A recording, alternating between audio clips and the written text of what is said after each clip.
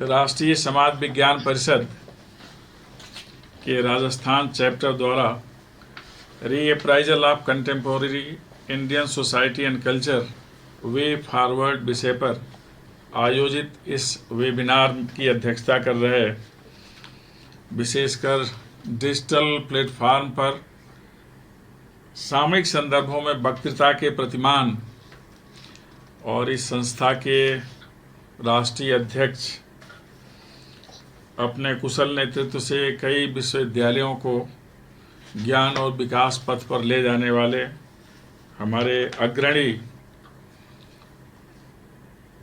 अपनी विद्वत्ता और मेधा के लिए विख्यात प्रोफेसर एडियन वाजपेयी जी, इस संस्था के और हमारे स्वयं के संरक्षक, भारत की दर्शन परंपरा और दार्शनिकता के प्रकाश पुंज प्रोफेसर PVK भट्ट जी, हम सबके श्रेष्ठ ज्येष्ठ और अपनी सोच समझ और हम सबको प्रदान करने वाले स्नेह के लिए विख्यात एक बहुत बड़े संगठनकर्ता प्रोफेसर राजकुमार भाटिया जी, हमारे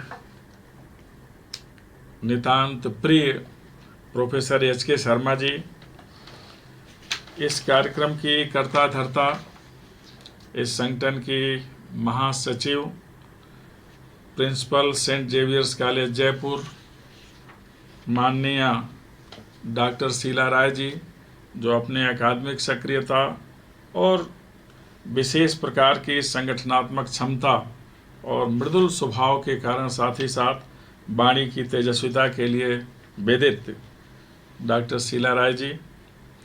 इसमें अभी तक मैंने जिनके नाम सुन लिए, डॉक्टर प्रीति शर्मा, पूर्वा भट्ट, डॉक्टर नीता शर्मा, डॉक्टर राहिल अहमद और वे सभी जो आज के कार्यक्रम से किसी न किसी प्रकार से संबद्ध हैं, प्रतिभागिता कर रहे हैं, देख रहे हैं, अथवा श्रोता के रूप में अथवा किसी भी रूप में जहाँ कहीं भी संबद्ध हैं, आप सभी, मुझे बहुत प्रसन्नता है कि इस कार्यक्रम में हमारे साथ हमारे तकनीकी स्टाफ के साथ ही साथ, जिसमें प्रमुख रूप से सुप्रिय, अरविंद, गौरव, हमारे विश्वविद्यालय की तेजस्वी PRO डॉक्टर मनीषा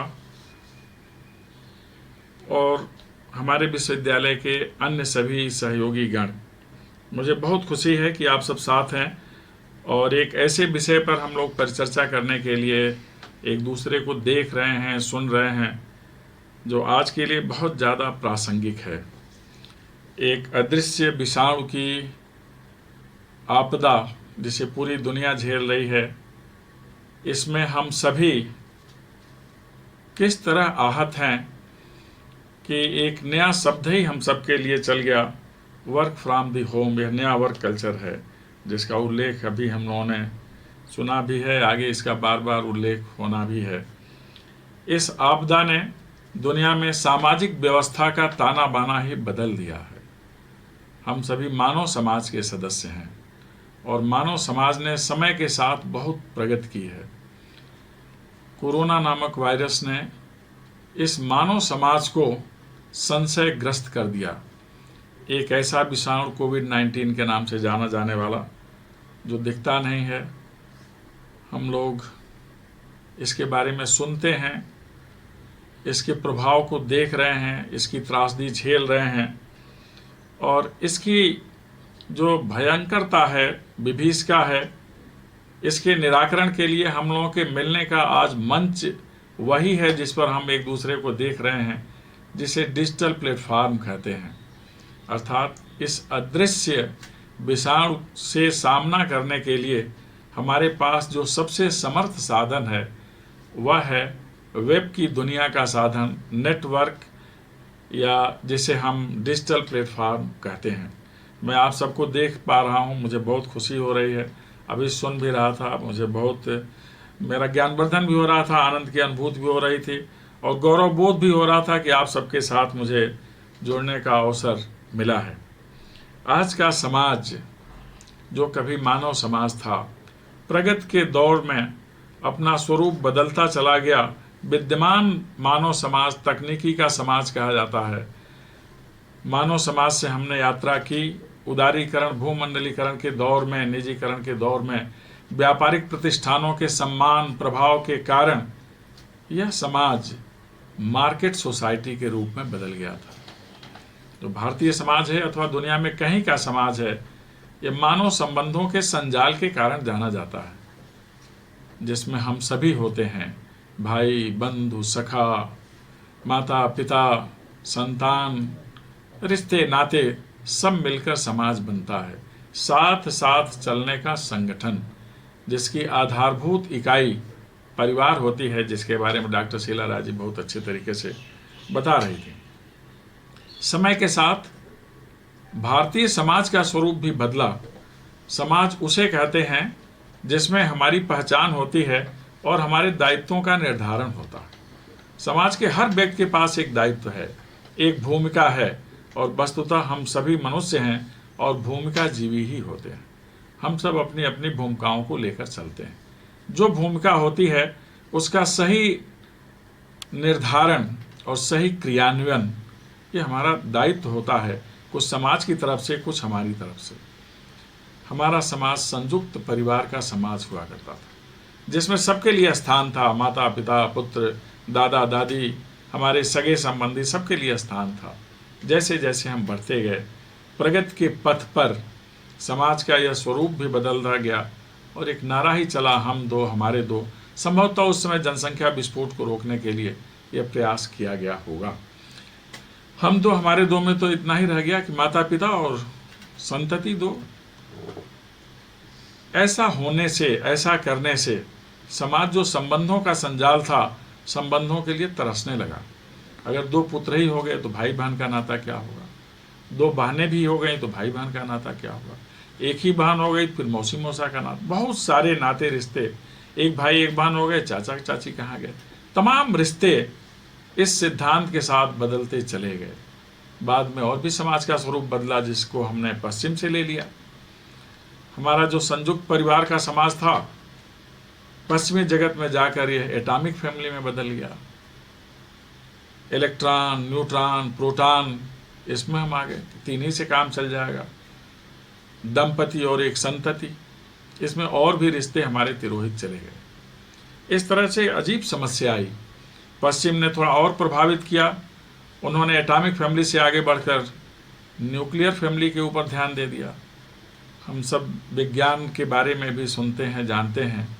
न्यूक्लियस में तो केवल न्यूट्रॉन होता है, प्रोटॉन होता है, यानी पति पत्नी से ही काम चल जाएगा। फिर संतान के बारे में क्या होगा, संतान अगर हो गई तो अभी पति पत्नी रहेंगे, माता पिता का क्या होगा।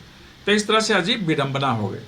बाद में थोड़ा और समाज आगे बढ़ गया, प्रोटॉन को भी बांट दिया, प्रोटॉन पाइस्टॉन बना दिया कि हम मित्र के रूप में तो रहेंगे लेकिन संतान की कामना नहीं करेंगे, माता पिता की कामना नहीं करेंगे, और मित्र के रूप में रहेंगे, विवाह नहीं करेंगे।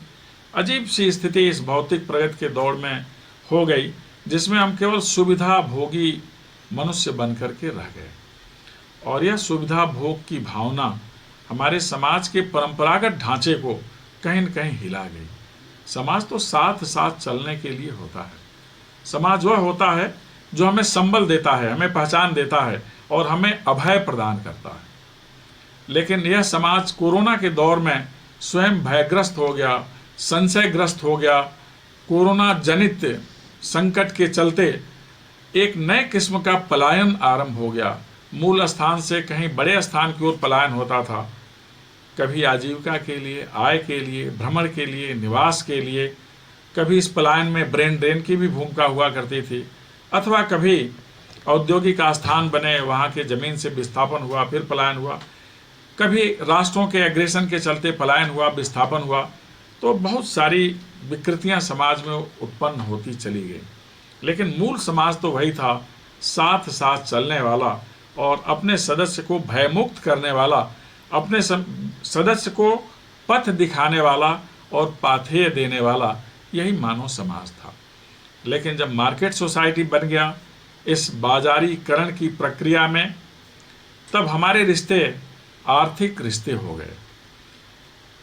इस आर्थिक रिश्ते में हम एक दूसरे के लिए कितना उपयोगी हैं यह मायने रखने लगा। हमारा परिवार कहीं पीछे छूटता चला गया, हमारे सगे संबंधी पीछे छूटते चले गए और हमारे पास अपने लिए और अपनों के लिए समय ही नहीं बचा। हम सुबह 4 बजे कभी निकल जाते थे, कभी रात में 10 बजे आते थे। यहाँ तक कि हमारी संतति से भी हमारी मुलाकात संडे और सैटरडे में हो पाती थी। तो एक नया शब्द ही बन गया, parents of Sundays and Saturdays, शनिवार और रविवार वाले माता पिता। अजीब विडंबना हुई समाज में। तो ये सब प्रक्रिया चलती रही, इतने से भी काम नहीं चला। हमने तकनीकी के क्षेत्र में बहुत विकास कर लिया, इसलिए अब बाजार समाज से आगे बढ़ गए, हम तकनीकी समाज हो गए। शनिवार रविवार को आकर अपने बच्चे को तो देख लेते थे। तकनीकी के समाज ने तो अपने बच्चे को दूर से ही मोबाइल हाथ पर रख के देख लिया, माता पिता के साथ हेलो हाय कर लिया। यह समाज बिल्कुल कृत्रिमता का समाज हो गया और लगने लगा कि समाज के जो सूत्र हैं, जो तंतु हैं, यह कहीं छूट रहे हैं, समाज की जो कड़ी है यह कहीं टूट रही है। ऐसे में हम सोचने लगे कोई ऐसा आए विशेष विशिष्ट दिव्य जो इस कड़ी को फिर से जोड़ दे। लेकिन हम इसके लिए दिव्यता की कामना करते थे। हम सभी एक साथ बैठें, हमारे समाज का जो भाव है ऋग्वेद में, साथ साथ बैठें, साथ साथ चलें, साथ साथ सोचें, साथ साथ आचरण करें, सदाचरण करें, ये हमारे समाज का सिद्धांत था, भारतीय समाज का, जिसमें पूरी धरा को एक परिवार मानने का विधान था। आप सभी महोपनिषद के बारे में जानते भी हैं, अयम निजा परो वेति गणनालौचेत साम उदार चरिता नाम तो वसुदैव कुटुंबकम। हम पूरे धरा को ही एक परिवार मानते थे, अर्थात परिवार से लेके और धरा संसार तक को एक परिवार में मानने की हमारी प्रक्रिया रही है, परंपरा रही है, स्वभाव रहा। लेकिन प्रगति के दौर में हमारे समाज का स्वरूप बदलता रहा। यह समाज और भी बदला जैसे जैसे औद्योगिक उपलब्धियां आईं, तकनीकी उपलब्धियां आईं। एक स्थान से दूसरे स्थान पर जाना हुआ, गांव से शहर, शहर से नगर, नगर से महानगर, उसके आगे भी मेट्रोपॉलिटन सिटीज़, मेट्रो सिटीज़ की बात हो गई। तो हमारी जनसंख्या का एक निश्चित हिस्सा, हमारे समाज का एक प्रमुख भाग उन स्थलों पर जिन्हें हम विकास के प्रमुख स्थल कहते हैं, वहाँ पहुँचता रहा।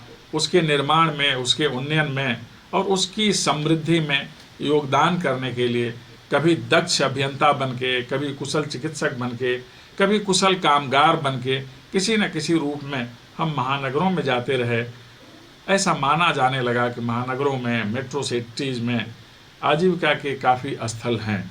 इसलिए जो समाज, मूल समाज था हमारा, जिसे एग्रेरियन सोसाइटी भी कहते हैं, कृषि प्रधान व्यवस्था का हमारा जो समाज था, ग्रामीणी समाज जिसे कहते हैं, इसने एक नए उदित समाज को देखा जिसे नागरी समाज कहते हैं, नगरों का समाज।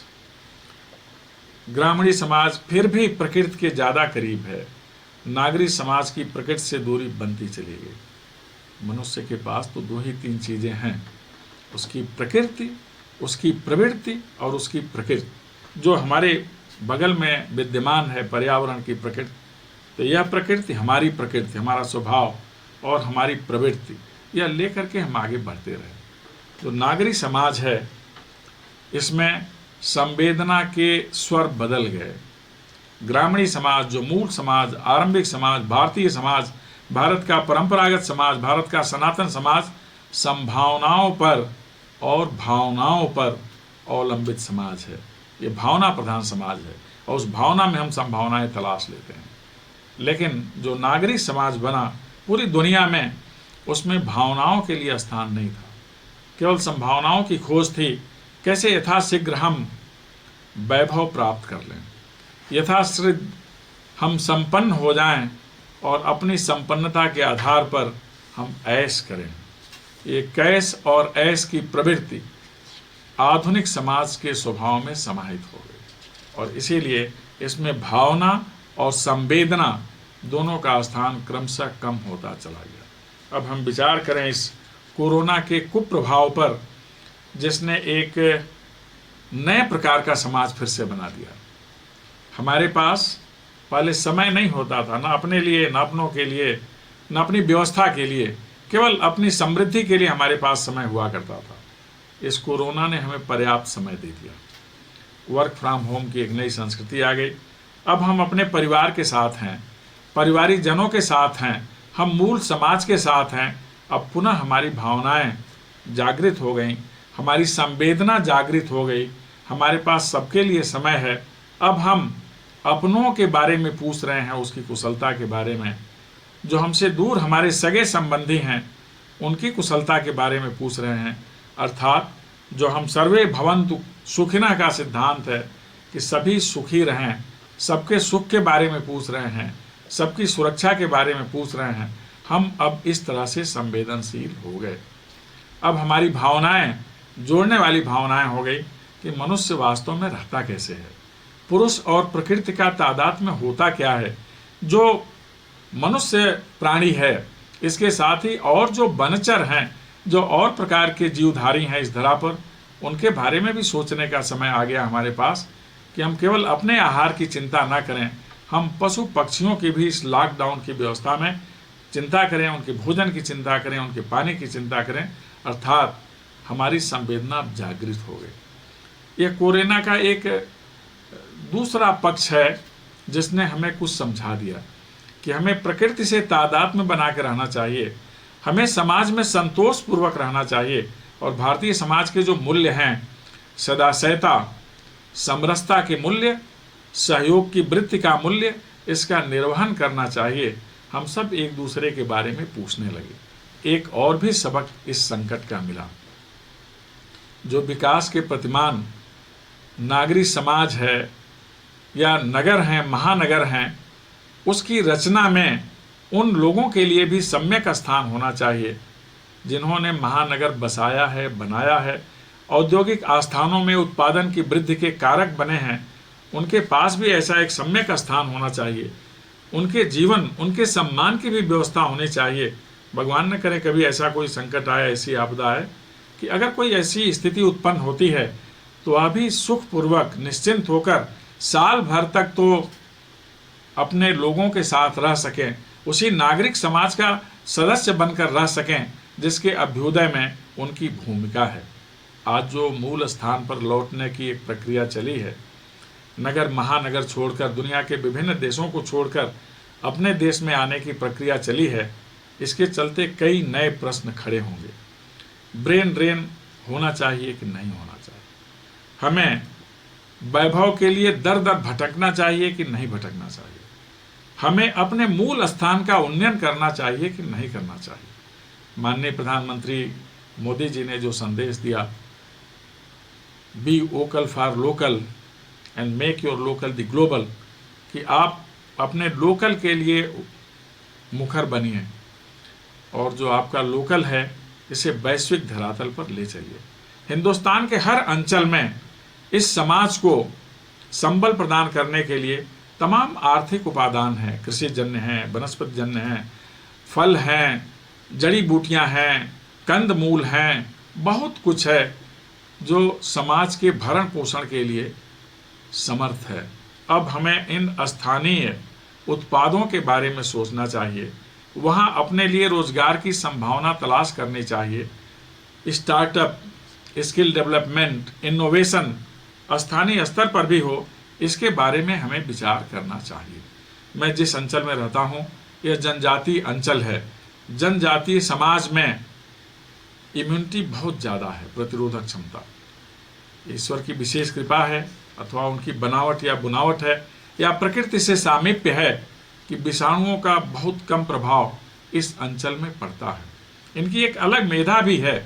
एक अगरिया जनजातीय समाज है, समुदाय है, जो मिट्टी पर हाथ फेर कर बता सकता है कि लौह अयस्क है कि नहीं है।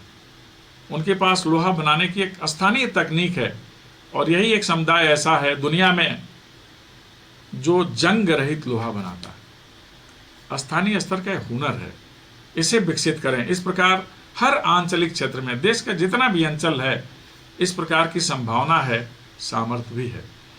हमें इस प्रकार कोशिश करनी है कि हम जहाँ भी रहें स्वयं समर्थ बने, वहाँ के लोगों को समर्थ बनाएं और अपनी सामर्थ्य लेके फिर आगे जाएं। जो विकास के मानक हैं उसमें भी योगदान करें, महानगरों में पुनः चलें, फिर उनको बनाएं, सजाएं, आगे बढ़ाएं, औद्योगिक आस्थान फिर से सक्रिय हो जाएं, फिर हम वहाँ योगदान करें, लेकिन हमारे लिए भी वहाँ एक निश्चित स्थान हो। अब इस प्रकार का समाज बनना चाहिए।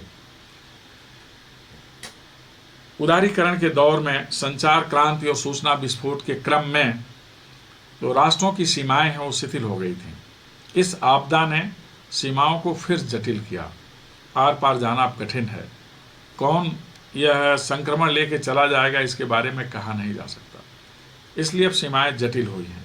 लेकिन जटिल सीमाओं के पार भी विचार रखने के लिए, व्यवहार करने के लिए हमारे पास यह नितांत सार्थक साधन है डिजिटल प्लेटफॉर्म, जिसके माध्यम से हम आप आपस में संवाद कर रहे हैं और वर्तमान क्रम को, साथ साथ सोचने वाले क्रम को, समूह में रहने वाले क्रम को, अर्थात हमारी सामूहिकता और हमारी संवेदना यह पुनः जागृत हुई है। इसको सजाकर संवार कर रहना है।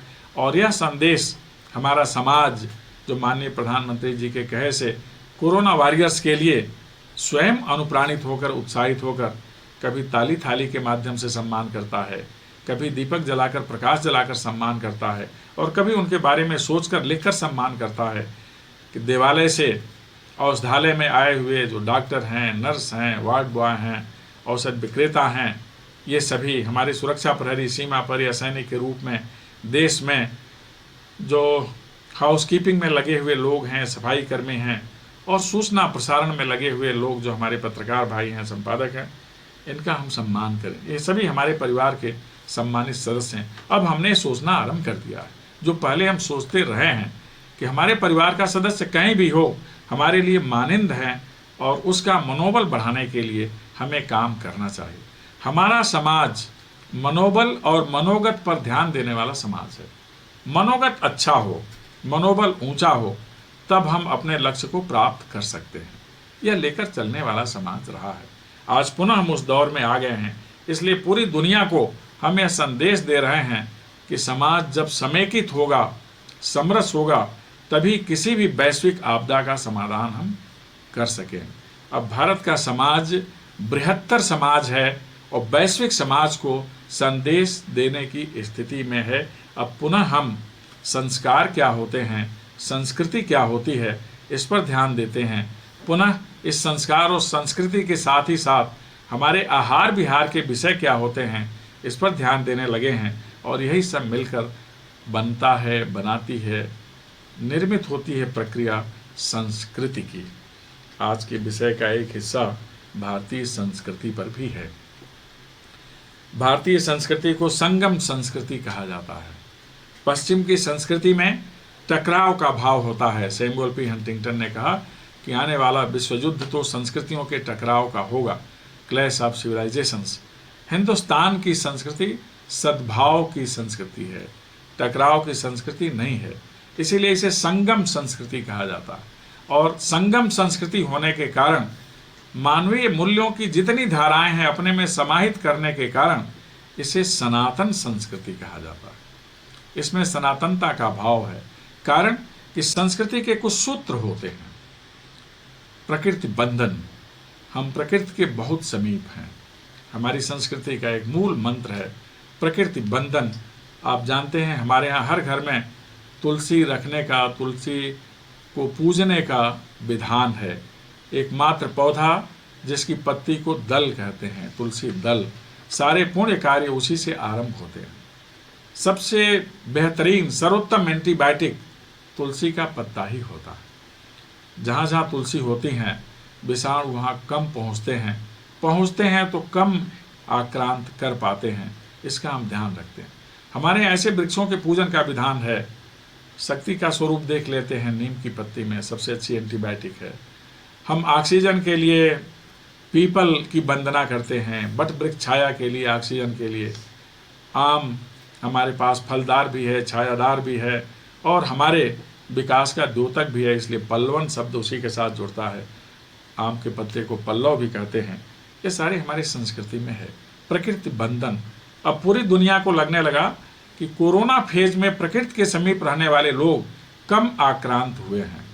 हम केवल कंक्रीट के जंगल ही पैदा ना करें, हम वास्तविक जंगलों को भी बचाएं।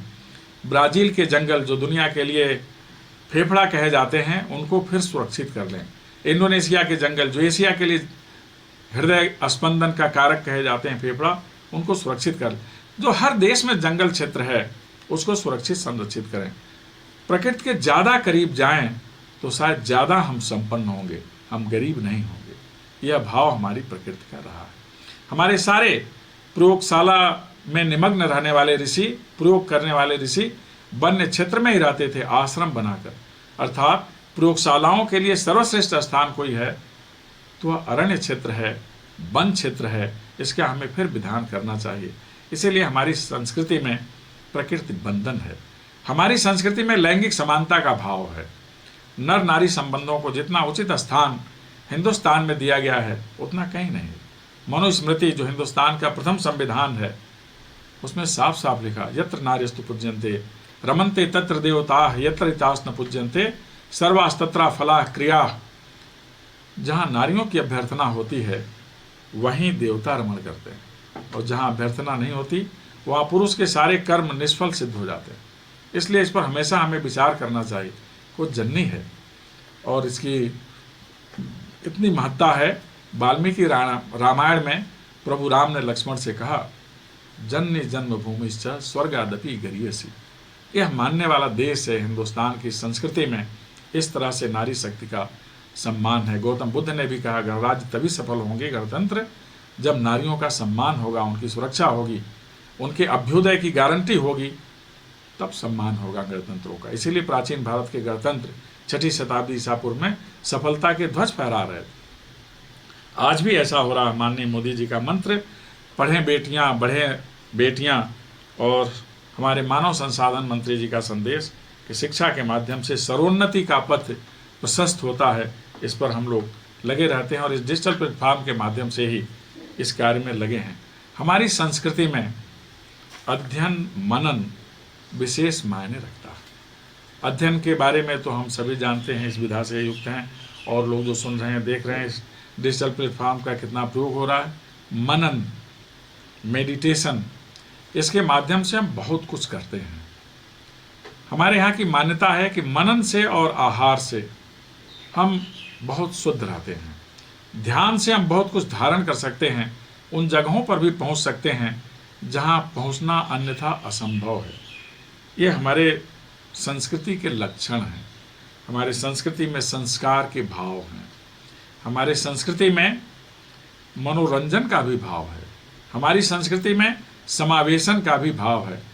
मनोरंजन का जहाँ तक प्रश्न है, खेल कूद, नृत्य, गायन, यह सब हमारी संस्कृति में समाहित है, और आज की स्थिति में इसका बहुत ज़्यादा महत्व है।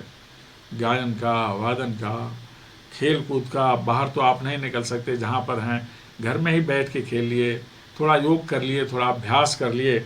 एक बहुत बड़ी समस्या दिया है कोरोना ने पूरी दुनिया में कि स्थान विशेष पर निरुद्ध हो जाने के कारण अवसाद की स्थिति उत्पन्न हो रही है। दुनिया के अनेक देशों में अवसादग्रस्त लोगों की संख्या बढ़ रही है। ये भला हो भारत का या भारत की व्यवस्था का, भारत की मेधा का, भारत के समाज का, संस्कृति का, कि यहाँ अवसादग्रस्त लोगों की संख्या न्यूनतम है। उस अवसाद से निकलने में जो उपाय हैं वो मनोरंजन के उपाय हैं। आप गायन वादन कर सकते हैं, नृत्य कर सकते हैं, आप ध्यान कर सकते हैं, मेडिटेशन, इससे मेंटल स्ट्रेस रुकता है। हमारे यहाँ ध्यान की बहुत बड़ी महत्ता है। योग है हमारे यहाँ। अभी 21 जून को अंतर्राष्ट्रीय योग दिवस मनाया जाएगा। योगस कर्मस कौशलम, कर्म की कुशलता आती है। योग से मन इधर उधर भटकता है तो भी योग उसका कारक है। योग माने जुड़ जाना। योग चित्त वृत्ति निरोधा।